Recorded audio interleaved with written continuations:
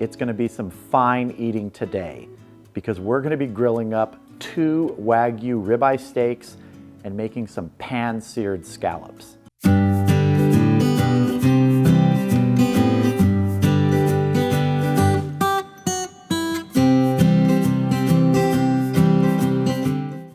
So first thing, I want to get these steaks seasoned up so they can sit in the refrigerator for a while and absorb the flavors we're going to put on them. And what we're working with are 2 1-pound ribeye steaks. Now these were sent to me by Wagyu, which is a family-run ranch in Texas. All their beef is hormone-free, it's pasture-raised, it's 21-day dry-aged. They've sent me cuts of meat before. If you've seen any of my videos recently, you've seen me do some great cuts of Wagyu beef, brisket, bavette steaks, just a wonderful number of things. Always turns out terrific. Now, if you want to check them out and if you potentially want to order something from them, use the coupon code CWR when you check out because you'll get 20% off your order. So let's go ahead and get these seasoned up. What we're going to be seasoning with is a mixture of simple spices that I already mixed together. Now this consists of a tablespoon of cracked black pepper, 2 teaspoons of kosher salt, and 1 teaspoon of granulated garlic. We're just going to go along and give a good coating on these steaks. Make sure it presses in there. Get some on the edge too.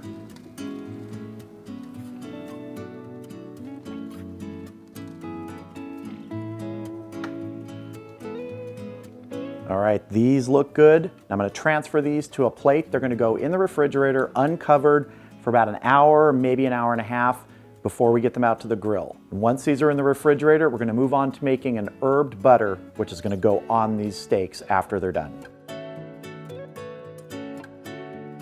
So the herb butter we're going to be using today to top our steaks when they're done starts with 4 tablespoons of unsalted butter. This is a Vermont creamery butter that I'm using today. To this, I'm going to add a mixture of 1/4 teaspoon of dried oregano and 1/4 teaspoon of dried basil. Got a 1/4 teaspoon of sage, a 1/4 teaspoon of paprika, and a 1/4 teaspoon of red pepper flakes. And we're just going to work this all together here. If you start with butter that's a little bit softened, it's much easier. Still takes a little bit of work though. You can do it with a fork. I know a lot of people do it with a fork, but I always find it just gets stuck between the tines of the fork. So I just like using the back of a spoon usually. Kind of work it from the edges to the center and move it around, mix it up. And this is what we're looking for. Now we're going to transfer this onto a sheet of plastic wrap. Plastic wrap, one of the most useful and maddening items in the kitchen. I love it and I hate it. It just goes the edges, you never get it right. Got to use it sometimes. So we're going to take our herbed butter mixture, try and get a big glob of it, and slam it down in the middle, just like that. Now what we want to do is bring our plastic wrap over, press that down, form it into kind of a cylinder if you can. Doesn't have to be perfect, just like that. Just keep rolling it over, just like that. And we're going to twist it, the ends twisted, fold them in, and we're going to put this in the refrigerator. It's going to sit in there with the steaks, lets it harden up a bit, and it'll be ready when our steaks are cooked.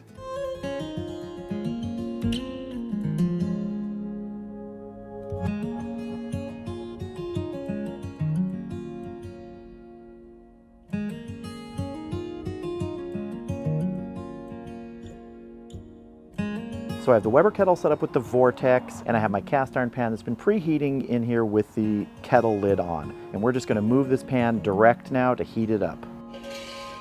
All right, our pan is nice and hot. We're going to throw some of our herbed butter in here before we get our steaks in. Time for our steaks. We're going to go for about 2 minutes on each side. Want to get a nice crust on these. All right, let's see how we're doing. Oh yeah, there we go. See how we're doing? Oh, looking good. All right, we're gonna move our steaks indirect now, and we're gonna set our cast iron pan aside for a while. Just just want to get a baseline temperature of where we're at right now. And we're still very cold, which is good. Oh yeah, we're like 50 degrees. Good sear. We're now going to put the lid for the kettle on, and we're going to cook these indirect. We're going to check them in 8 minutes. So at 8 minutes, we'll be checking the internal temperature of those steaks. The ultimate internal temperature we're going for is 125 degrees. That'll give us that perfect sort of medium rare with the carryover heat. As soon as those are done, we're going to sear our scallops in that cast iron pan. All right, we've been going 8 minutes. Let's give them a temperature check. That one's showing 83. This one showing 89, so this one's moving a little quicker. I'm going to move this one a little closer to the vortex. We're going to check them in 5 minutes. All right, time to give these a check. Let's see how we're doing on this one. This one's looking 106, 107. This one is 121, 122. All right, we're going to go about 3 more minutes, and then this one's going to come off. All right, it's been 3 minutes. We're gonna get that one steak off. I am positive that one's already at 125. 117, yeah, we're gonna go about 4 minutes. All right, time for our check. I think we're gonna be done. Yep, 130, we overshot it by just a little bit. I probably should have just gone 3 minutes. All right, we're gonna get this off, get it under foil with the other one, and we're gonna move on to our scallops. All right, we're gonna get our cast iron pan back over direct heat. I wanna get some butter in here. Butter spread around here. You can use some of that nice leftover flavor from the steaks. All right, we're gonna go ahead and get our scallops in here.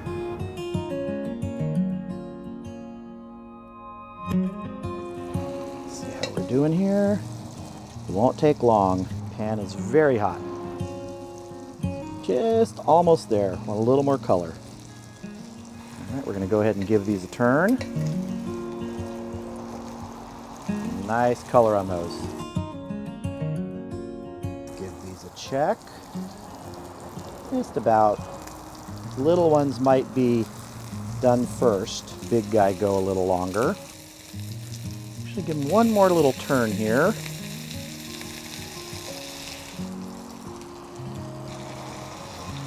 All right, these 2 little guys are done. I'm going to give this guy one more turn here. Want a little more color on that one side. All right, I think we are good. Our scallops are done. Let's get inside, plate everything up, and have some Wagyu ribeyes with pan-seared scallops.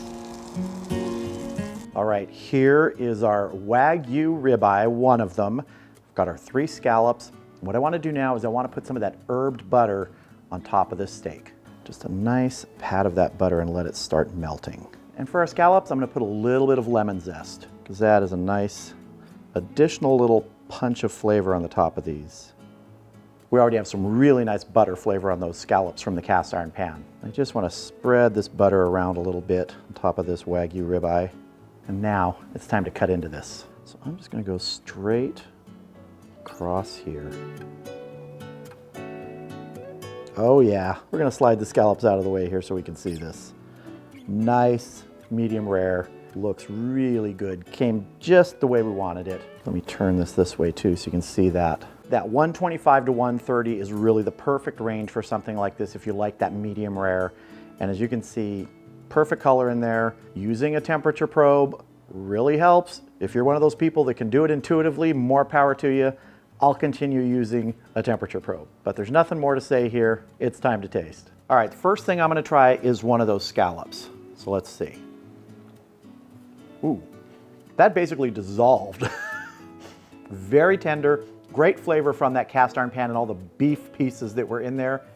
If you can sear scallops or fish or something like that in a pan that already has a little bit of flavor with some nice added butter to it, you're going to transfer those flavors. And that's just an easy way to up the flavor on something like scallops. But we are here to taste Wagyu ribeye, and that's what I'm going to do. I sliced up some really thin pieces here. Holy moly. Is there like an angel's chorus singing right now? This is really, really good. I've made a lot of the Wagyu cuts from Wagyu that they've sent me. They're all terrific, but I gotta say something. Ribeye steak itself is the cut that I like to cook when I'm making steak. It's just terrific. This Wagyu ribeye steak is the best cut of beef that they've sent me. Just that inherent marbling in there with the fat and the absorption of the flavor from the rub that we put on and left in the refrigerator for a couple hours really absorbed all that, the salt, the pepper, the garlic powder.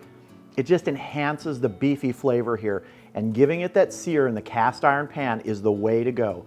If you want to cook a really good steak, get a cast iron pan, sear it both sides, finish it indirect to get it to that 125 internal, or 130 if you shoot past it. Didn't hurt this at all. So is Wagyu ribeye worth the extra expense? If you want a treat, yes it is. Give it that care that it needs. Give it a good sear, finish it indirect after a good seasoning, pair it with some scallops or something else that's gonna go along with it nicely. You're gonna have a meal you will not forget. This is really good.